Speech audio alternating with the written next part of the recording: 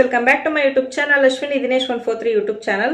So ಇವತ್ತಿನ video ಒಂದು motivational video ಆಗಿರುತ್ತೆ. ವಿಡಿಯೋ ಸ್ಟಾರ್ಟ್ ಮಾಡೋಣ. ವಿಡಿಯೋ ಸ್ಟಾರ್ಟ್ ಮಾಡೋಕ್ಕಿಂತ ಮುಂಚೆ ಇನ್ನೂ ಯಾರೆಲ್ಲ ನನ್ನ ಚಾನಲ್ ಸಬ್ಸ್ಕ್ರೈಬ್ ಆಗಿಲ್ವೋ ಪ್ಲೀಸ್ ಸಬ್ಸ್ಕ್ರೈಬ್ ಮಾಡ್ಕೊಳ್ಳಿ, ಹಾಗೇನೆ ಸಪೋರ್ಟ್ ಮಾಡಿ ಗೈಸ್. ಪ್ರತಿಯೊಬ್ಬರಿಗೂ ನಾವು ರೆಸ್ಪೆಕ್ಟ್ಫುಲ್ ಆಗಿರ್ಬೇಕು, ಬೇರೆಯವರು ನಮಗೆ ರೆಸ್ಪೆಕ್ಟ್ ಕೊಡಬೇಕು ಅಂತ ಎಲ್ಲರಿಗೂ ಕೂಡ ಆಸೆ ಇರುತ್ತೆ. ಸೊ ಬೇರೆಯವರು ನಮಗೆ ರೆಸ್ಪೆಕ್ಟ್ ಕೊಡಬೇಕು ಅಂದ್ರೆ, ನಮ್ಮ ಬೆಲೆ ಹೆಚ್ಚಾಗಬೇಕು ಅಂದ್ರೆ ನಾವು ನಮ್ಮ ಲೈಫ್ ಅಲ್ಲಿ ಕೆಲವೊಂದು ನಿಯಮಗಳನ್ನ ನಾವು ಪಾಲಿಸಬೇಕಾಗುತ್ತೆ. ಕೆಲವೊಂದು ರೂಲ್ಸ್ ಗಳನ್ನ ನಾವು ನಮ್ಮ ಲೈಫ್ ಅಲ್ಲಿ ಫಾಲೋ ಮಾಡಿದ್ದೇ ಆದ್ರೆ ಇನ್ನೊಬ್ಬರ ಮುಂದೆ ನಮ್ಮ ಬೆಲೆನೂ ಹೆಚ್ಚಾಗುತ್ತೆ, ಹಾಗೇನೆ ಬೇರೆಯವರು ನಮಗೆ ತುಂಬಾನೇ ರೆಸ್ಪೆಕ್ಟ್ ಕೊಡ್ತಾರೆ. ಯಾರೇ ಆಗಿರ್ಲಿ ಲೈಫ್ ಅಲ್ಲಿ ಹೀಗೆ ಇರಬೇಕು ಅನ್ನೋದು ಒಂದು ನಿಯಮ ಇರಬೇಕು. ಸೊ ಹೇಗ್ ಬಂದ್ರೆ ಹಾಗೆ ಇರೋದಲ್ಲ. ಸೊ ಲೈಫ್ ಅಲ್ಲಿ ಇದೇ ತರ ಇರಬೇಕು, ಇದೇ ತರ ಲೈಫ್ ನ ಲೀಡ್ ಮಾಡಬೇಕು ಅನ್ನೋ ಒಂದು ಫೋಕಸ್ ಇರಬೇಕು. ಆವಾಗ ಮಾತ್ರ ನಮಗೆ ಒಂದು ಬೆಲೆ ಸಿಗೋದಿಕ್ಕೆ ಸಾಧ್ಯ. ಸೊ ನಾನು ಇವತ್ತು ಈ ವಿಡಿಯೋದಲ್ಲಿ ನಮ್ಮ ಬೆಲೆ ಹೆಚ್ಚಾಗಬೇಕು ಅಂತಂದ್ರೆ ನಾವು ಯಾವ ತರ ಇರಬೇಕು ಅನ್ನೋದನ್ನ ಟಾಪ್ 10 ಟಿಪ್ಸ್ ಮೂಲಕ ತಿಳಿಸ್ಕೊಡ್ತಾ ಇದ್ದೀನಿ. ಸೊ ನಾವು ಈ ಎಲ್ಲಾ ರೂಲ್ಸ್ ಗಳನ್ನ ಫಾಲೋ ಮಾಡಿದ್ದೆ ಆದ್ರೆ, ಈ ಎಲ್ಲಾ ರೂಲ್ಸ್ ಗಳನ್ನ ನಮ್ಮ ಲೈಫ್ ಅಲ್ಲಿ ನಾವು ಅಳವಡಿಸ್ಕೊಂಡಿದ್ದೆ ಆದ್ರೆ ನಮ್ಮ ಬೆಲೆ ತುಂಬಾನೇ ಹೆಚ್ಚಾಗುತ್ತೆ. ಸೊ ಯಾವ ಅನ್ನೋದನ್ನ ತಿಳ್ಕೊಳ್ಳೋಣ. ನಂಬರ್ 1, ಫಸ್ಟ್ ಏನಪ್ಪಾ ಅಂತಂದ್ರೆ, ಮೊದಲು ನಿಮಗೆ ನೀವು ಇಂಪಾರ್ಟೆನ್ಸ್ ನ ಕೊಡಬೇಕು. ಫಸ್ಟ್ ನಿಮಗೆ ನೀವು ಪ್ರಾಮುಖ್ಯತೆಯನ್ನ ಕೊಡಬೇಕು. ನಿಮ್ಮ ಲೈಫ್ ಅಲ್ಲಿ ಬೇರೆಯವ್ರಿಗೆ ಇಂಪಾರ್ಟೆನ್ಸ್ ಕೊಡೋದಕ್ಕಿಂತ ಮುಂಚೆ ಮೊದಲು ನಿಮಗೆ ನೀವು ಇಂಪಾರ್ಟೆನ್ಸ್ ನ ಕೊಡೋದು ತುಂಬಾನೇ ಮುಖ್ಯ. ಸೊ ಕೆಲವ್ರು ಏನ್ ಮಾಡ್ತಾರೆ ಅಂತಂದ್ರೆ, ಅವರ ಜೀವನದಲ್ಲಿ ಅವ್ರಿಗಿಂತ ಹೆಚ್ಚಾಗಿ ಬೇರೆಯವ್ರಿಗೆ ಇಂಪಾರ್ಟೆನ್ಸ್ ನ ಕೊಟ್ಟಿರ್ತಾರೆ, ಅವ್ರ ಹಿಂದೆ ಮುಂದೆನೆ ಸುತ್ತಾ ಇರ್ತಾರೆ. ಸೊ ಇದು ಫಸ್ಟ್ ಮಿಸ್ಟೇಕ್.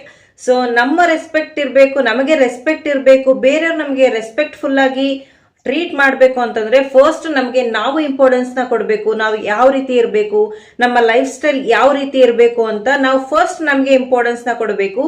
ನಮ್ಗೆ ಏನ್ ಬೇಕೋ ಅದನ್ನ ಫಸ್ಟ್ ನಾವು ಮಾಡಬೇಕು. ಸೊ ನಮ್ಮ ನಂತರ ಬೇರೆಯವ್ರಾಗಿರ್ಬೇಕೆ ಹೊರತು ನಮಗಿನ ಮುಂಚೆ ಬೇರೆಯವ್ರಿಗೆ ಇಂಪಾರ್ಟೆನ್ಸ್ ಕೊಡೋದಲ್ಲ. ಫಸ್ಟ್ ನಮಗೆ ನಾವೇನೆ ಫಸ್ಟ್ ಆಗಿರ್ಬೇಕು. ಸೊ ನಮಗೆ ನಾವು ಇಂಪಾರ್ಟೆನ್ಸ್ ಕೊಡೋದು ತುಂಬಾನೇ ಮುಖ್ಯ. ನಂಬರ್ 2 ಏನಪ್ಪಾ ಅಂತಂದ್ರೆ, ನಿಮ್ಮನ್ನ ಅರ್ಥ ಮಾಡಿಕೊಳ್ಳದವರಿಗೆ ನಿಮ್ಮನ್ನ ಪದೇ ಪದೇ ಅರ್ಥ ಮಾಡಿಸೋ ಪ್ರಯತ್ನನ ಮಾಡಬೇಡಿ. ಸೊ ಏನಕ್ಕಂದ್ರೆ, ಸಮುದ್ರದ ನೀರಿಗೆ ಎಷ್ಟೇ ಸಕ್ಕರೆ ಹಾಕಿದ್ರು ಅದು ಉಪ್ಪಿನಂಶ ಹೋಗೋದಿಲ್ಲ. ಸೊ ಅದೇ ತರ ನೀವು ಎಷ್ಟೇ ಪ್ರಯತ್ನ ಪಟ್ರು ಅವ್ರು ನಿಮ್ಮನ್ನ ಅರ್ಥ ಮಾಡ್ಕೋತಾ ಇಲ್ಲ ಅಂತಂದ್ರೆ, ನೀವು ಎಷ್ಟೇ ಟ್ರೈ ಮಾಡಿದ್ರು ಅದು ವೇಸ್ಟ್. ಪದೇ ಪದೇ ನಿಮ್ಮನ್ನ ಅರ್ಥ ಮಾಡಿಸೋ ಪ್ರಯತ್ನನ ನೀವು ಮಾಡೋದಕ್ಕೆ ಹೋಗ್ಬೇಡಿ, ಅಲ್ಲಿ ನಿಮ್ಮ ಬೆಲೆ ಕಡಿಮೆ ಆಗುತ್ತೆ. ಸೊ ನಿಮ್ಮ ಅರ್ಥ ಮಾಡ್ಕೊಳ್ಳೋದಾದ್ರೆ ಅವರು ತಾನಾಗಿನೇ ಅರ್ಥ ಮಾಡ್ಕೋತಾರೆ, ನೀವು ಅರ್ಥ ಮಾಡಿಸೋ ಅವಶ್ಯಕತೆನೇ ಇರೋದಿಲ್ಲ. ಸೊ ನೀವು ಪದೇ ಪದೇ ಅರ್ಥ ಮಾಡಿಸೋ ಪ್ರಯತ್ನ ಮಾಡ್ತಾ ಬಂದ್ರಿ ಅಂದ್ರೆ ನೀವು ಪದೇ ಪದೇ ಬೆಲೆನ ಕಳ್ಕೋಬೇಕಾಗುತ್ತೆ. ಸೊ ಪದೇ ಪದೇ ಯಾರಿಗೂ ನಿಮ್ಮನ್ನ ಅರ್ಥ ಮಾಡಿಸೋದಿಕ್ಕೆ ಹೋಗ್ಬೇಡಿ. ನೀವು ಹೇಗಿದ್ದೀರೋ ಹಾಗೆ ಖುಷಿ ಪಟ್ಟು ನೀವು ಹೇಗಿದ್ದೀರೋ ಅದೇ ತರ ಇರೋದಿಕ್ಕೆ ಪ್ರಯತ್ನ ಪಡಿ. ಸೊ ಪದೇ ಪದೇ ನೀವು ಇನ್ನೊಬ್ಬರ ಮುಂದೆ ಅಂಗಲಾಚ್ತಾ ಹೋದ್ರೆ ನಿಮ್ಮ ಬೆಲೆ ಕಡಿಮೆ ಆಗುತ್ತೆ. ಸೊ ನೀವು ಇನ್ನೊಬ್ಬರಿಗೆ ನಿಮ್ಮನ್ನ ಅರ್ಥ ಮಾಡಿಸೋ ಅತಿಯಾದ ಪ್ರಯತ್ನನ ಯಾವುದೇ ಕಾರಣಕ್ಕೂ ಮಾಡೋದಿಕ್ಕೆ ಹೋಗ್ಬೇಡಿ. ನೆಕ್ಸ್ಟ್ ನಂಬರ್ 3 ಏನಪ್ಪಾ ಅಂತಂದ್ರೆ, ಇನ್ನೊಬ್ಬರ ಬಗ್ಗೆ ಯಾವತ್ತೂ ಕೂಡ ಯೋಚನೆ ಮಾಡೋದಿಕ್ಕೆ ಹೋಗ್ಬೇಡಿ. ಏನಕ್ಕಂದ್ರೆ ಲೈಫ್ ನಿಮ್ಮದು, ಸೊ ಬೇರೆಯವ್ರದ್ದಲ್ಲ. ನಿಮ್ ಲೈಫ್ ಹೇಗಿರ್ಬೇಕು, ನಿಮ್ಮ ಲೈಫ್ ಅಲ್ಲಿ ನೀವು ಏನ್ ಮಾಡ್ಬೇಕು ಅನ್ನೋದ್ರ ಬಗ್ಗೆ ಮಾತ್ರ ಯೋಚನೆ ಮಾಡಿ.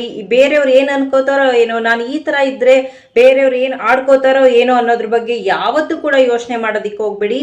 ಆತರ ಯೋಚನೆ ಮಾಡಿದ್ರಿ ಅಂತಂದ್ರೆ ನಿಮಗೆ ಇಷ್ಟವಾದ ಪ್ರಕಾರ ನೀವು ಇರೋದಿಕ್ಕೆ ಚಾನ್ಸೇ ಇಲ್ಲ.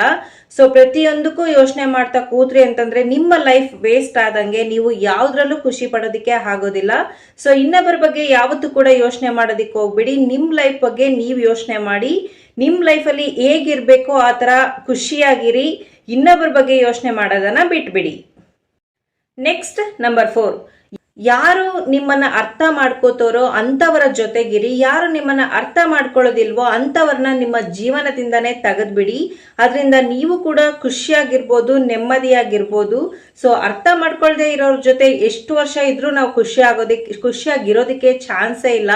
ಸೊ ನಾವು ನಮ್ಮನ್ನ ಅರ್ಥ ಮಾಡ್ಕೊಳ್ಳೋರ್ ಜೊತೆಗಿದ್ರೆ ನಾವು ಯಾವಾಗ್ಲೂ ಖುಷಿಯಾಗಿರ್ತೀವಿ. ಸೊ ನಿಮ್ಮನ್ನ ಅರ್ಥ ಮಾಡ್ಕೊಳ್ಳೋರ್ ಜೊತೆ ನೀವಿರಿ. ನೆಕ್ಸ್ಟ್ ನಂಬರ್ 5, ಇನ್ನೊಬ್ರು ನಿಮ್ ಬಗ್ಗೆ ಯಾವ ತರ ಯೋಚನೆ ಮಾಡ್ತಾರೆ, ಏನ್ ಯೋಚನೆ ಮಾಡ್ತಾರೆ ಅನ್ನೋದ್ರ ಬಗ್ಗೆ ನೀವು ಚಿಂತೆ ಮಾಡೋದಿಕ್ಕೆ ಹೋಗ್ಬೇಡಿ.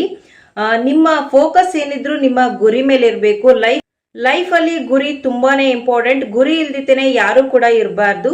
ಸೊ ನಿಮ್ಮ ಗುರಿ ಬಗ್ಗೆ ನೀವು ಫೋಕಸ್ ಮಾಡಿ. ಯಾರೇನು ಅನ್ಕೋತಾರೋ ಏನೋ, ಯಾರೇನು ಯೋಚನೆ ಮಾಡ್ತಾರೋ ಏನೋ ನಮ್ಮ ಬಗ್ಗೆ ಅಂತ ಯೋಚನೆ ಮಾಡ್ತಾ ಕೂತ್ರೆ ನಮ್ಮ ಗುರಿಯನ್ನ ನಾವು ಮುಟ್ಟೋದಿಕ್ಕೆ ಚಾನ್ಸೇ ಇಲ್ಲ. ಸೊ ತುಂಬಾ ಜನ ತುಂಬಾ ತರ ಮಾತಾಡ್ತಾರೆ ಬೇರೆಯವ್ರ ಬಗ್ಗೆ, ಅವ್ರ ಆ ತರ ಈ ತರ ಅಂತ. ಸೊ ಅದ್ರ ಬಗ್ಗೆ ಎಲ್ಲ ತಲೆ ಕೆಡ್ಸ್ಕೊಂತ ಕೂತ್ಕೊಂಡ್ರೆ ನಮ್ಮ ಲೈಫ್ ನ ನಾವು ಎಂಜಾಯ್ ಮಾಡೋದಿಕ್ಕಾಗಲ್ಲ. ಹಾಗೇನೆ ನಮಗೆ ಬೇಕಾಗಿರೋ ತರ ನಾವು ಜೀವನ ನಡೆಸೋದಿಕ್ಕಾಗಲ್ಲ. ಸೊ ಇನ್ನೊಬ್ಬರ ಬಗ್ಗೆ ಯಾವತ್ತೂ ಕೂಡ ಯೋಚನೆ ಮಾಡೋದಿಕ್ ಹೋಗ್ಬೇಡಿ.